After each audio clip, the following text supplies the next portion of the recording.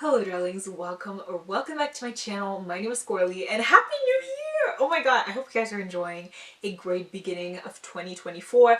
I wish you guys love, happiness, kindness, wealth, health, peace, rest, anything good that you guys want to experience in 2024. I really hope that you guys get to experience that. I wish you all the good, all the best, and I cannot wait to see what this year is going to bring us, especially in terms of this YouTube channel. Listen, I'm really excited. I'm excited for the prospects. I'm excited for what we're about to see. I love making YouTube videos, so I just hope I get to keep doing that. Today we're going to talk about brands that I want to try in 2024. Whether I purchase them myself or get PR from those brands, these are brands that I've had on my radar in 2023, didn't get around to trying, and would hope to be able to try in the year of 2024. The first brand I'd like to try is Elle Cosmetics. I'm going to be popping a whole bunch of pictures on the screen, by the way, so if you guys are curious about what I'm talking about, it's going to pop up so you won't miss anything. Yeah, they're all indie brands. Sorry, I'm looking at my list. They're all indie, which I just feel like if you're someone that likes the style of makeup that I like, you probably should be getting into more indie makeup releases, and that's just going to fill you, with joy a little bit more. First brand I want to try is Elle Cosmetics. Elle Cosmetics is an indie brand that I think in the past has focused a lot of their palettes on their shimmers. Like they would have 2/3 shimmer palettes, 1/3 mattes. And now, although their palettes did catch my eye because I was like, oh my god, that's so pretty. They have beautiful color stories, really like fun specialty shimmers with some really fun mattes. I just felt like they didn't have enough variation in those mattes, and I like variety in my makeup, and especially my eyeshadow.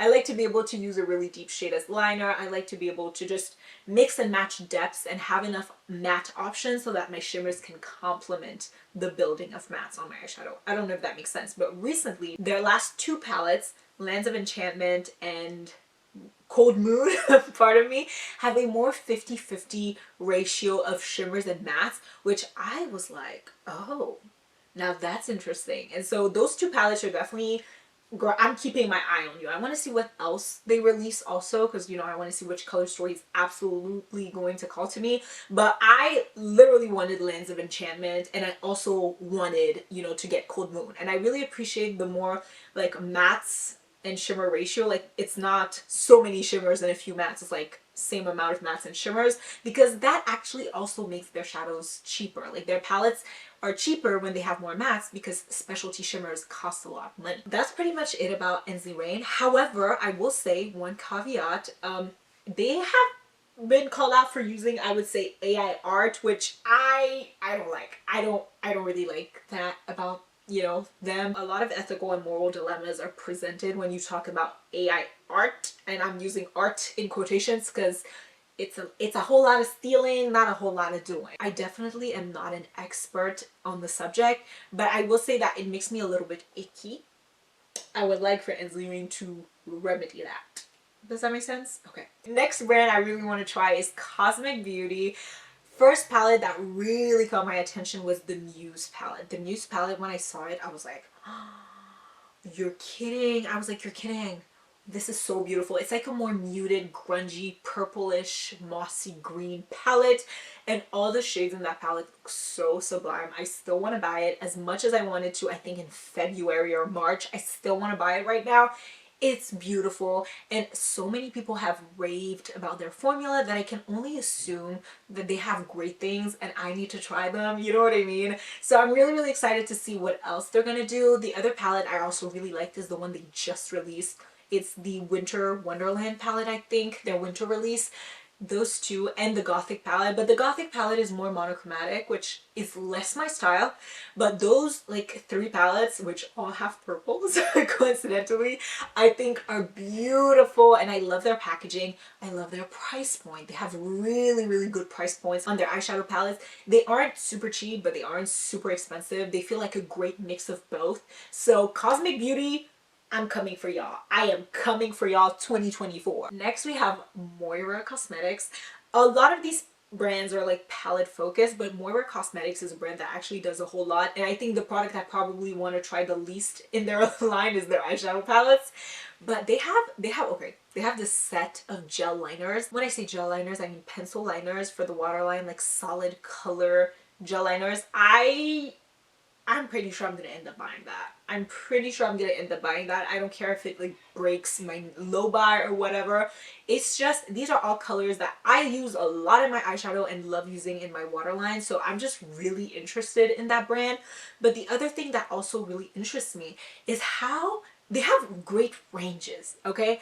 They release stuff and products and they release big ranges of shade, which I think not only makes it super inclusive, and it just makes it so that all their products have options for everyone, which is ultimate inclusivity. And I have a lot of my mutuals that actually get PR or get like sponsored by Moira to like create content for them.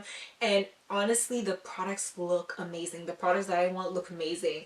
And there's a lot of products I'm not allowing myself to purchase in 2024, but you know, like blushes and lip products and highlights. But even those, they release some stuff in those that I'm like, that's beautiful. I'm not gonna purchase it because I'm respecting my rules, but they are stunning. And so Moira is one of those brands, every time they release something, I'm like, wow, this is beautiful. Look at all of these shades. Look at how stunning. And just, oh, I like Moira. Moira Cosmetics is definitely a brand I want to try in 2024. Next, we have Nomad Cosmetics. Nomad Cosmetics is a brand that has achieved something that I haven't seen many achieve, and that is creating a theme around your brand that constantly engages people in it. I feel like another brand that does this well is Blend Money Cosmetics with like their 3-color blend and you know, stuff like that. But Nomad Cosmetics has a destination based theme. So every single palette or launch or collection they have is themed around a place. The palettes that really stood out to me this year were the Verona palette. Like I think it's an 18 pan palette and it's inspired by like Romeo and Juliet. Wow, when I saw that palette still holds my attention. I think it's so beautiful. And I love the prints that they do on their shadows. I love that the packaging is simple but represents the place. It's just, I really, really enjoy it. Really enjoy looking at Nomad Cosmetics like eyeshadow palettes. The other palette I really liked was the Safari, was it the Okamongo?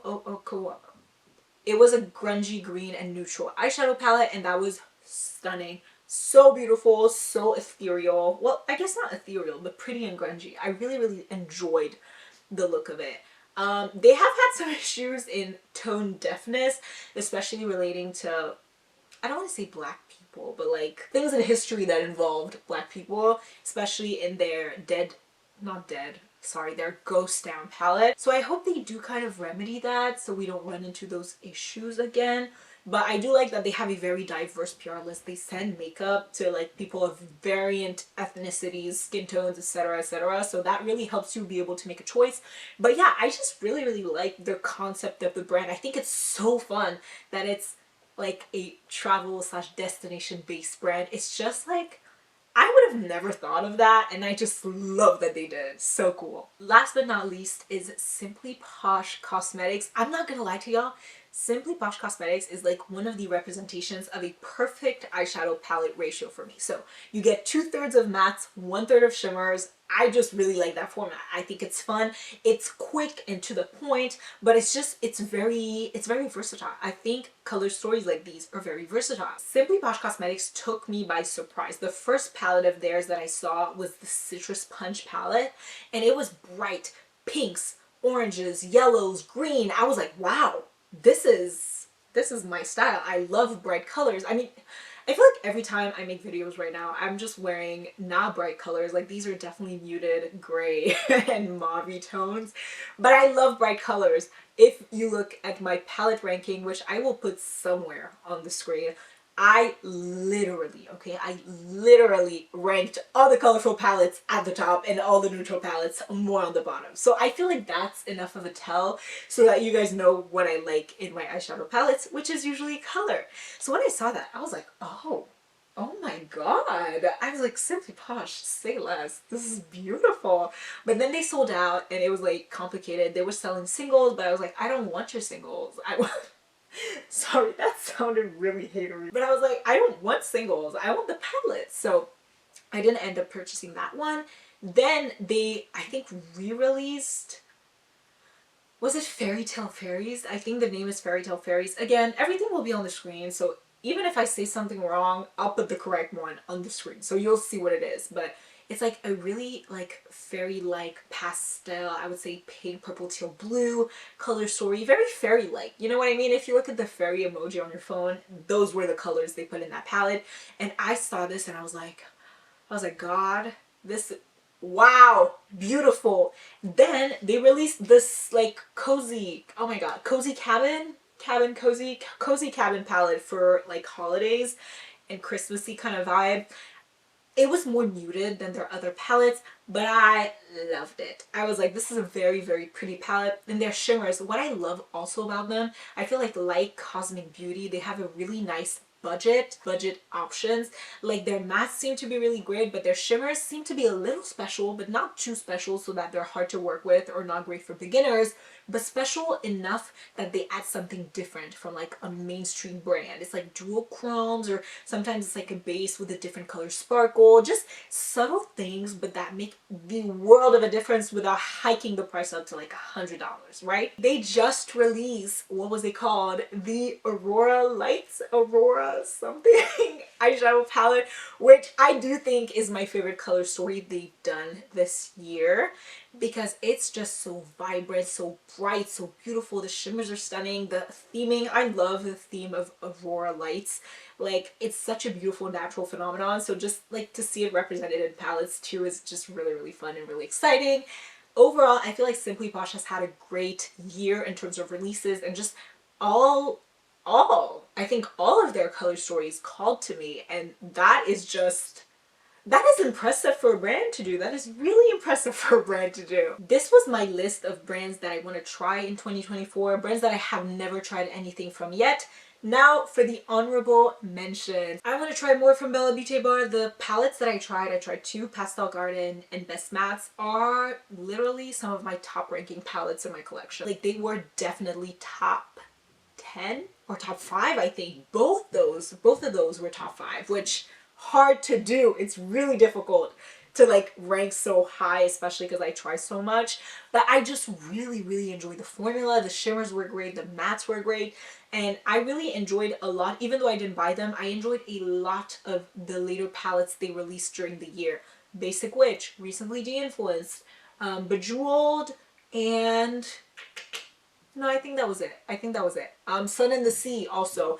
And I just saw today on Instagram they're releasing a collaboration with Deandra Nicole, which is one of my favorite people to follow on Instagram. I actually have her MBA Cosmetics collaboration, and I can't wait. I feel like it's gonna be such a beautiful palette. I don't know if I'm gonna pick it up. Who knows? We'll see.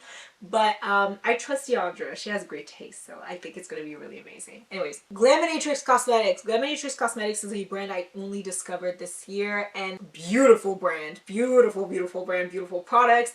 I just have never felt a shimmer formula like theirs. I truly have never felt any like that, and I've tried a lot of eyeshadows, so anytime I tell you I've never seen something like this, it has to be impressive. It has to. So I feel like these are all my honorable mentions. Please tell me which brands you want to try in 2024 in the comments. I'd love to know. If there's some that I've tried, I'll tell y'all how I feel about those, so you know, you can make some educated choices. But yeah, this is it. Thank you so much for watching this video. It was a little more rambly, less scripted, because you know, I'm just talking about things that are pretty, but I really enjoy kind of looking at like what I want to try this year, and hopefully at the end of the year we'll do a recap on like brands I wanted to try and what I actually tried and how I feel about it all. So yeah, thank you guys so much for watching this video. Again, Happy New Year, and I will see you in the next one. Goodbye.